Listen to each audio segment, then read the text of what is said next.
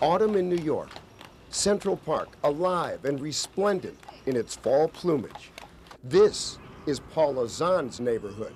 I live directly across the park, right on the park. Oh, really? On the other side. Yeah, it's fantastic. This is your hood.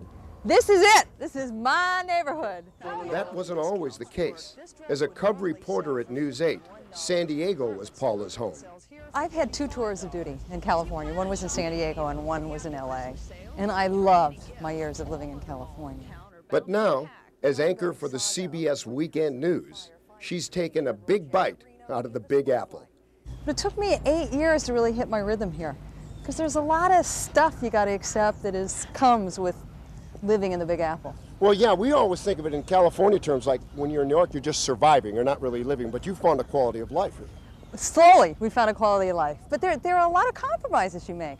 You happen to be here on one of the most glorious days of the year. It doesn't always look this way. This place is noisy, this place is filthy, people have attitudes, and you sometimes have to get pretty abrasive just to survive the day. And what are her thoughts about San Diego's chances of surviving the series?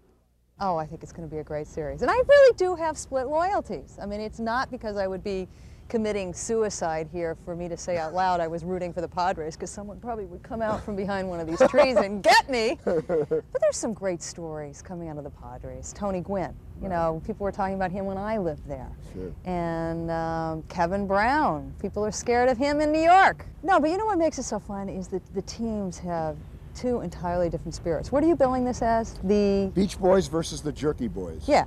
So and the Jerky Boys fans are going to be going to the game on subways, and you guys are going to be surfing there, and you know, you got to love it.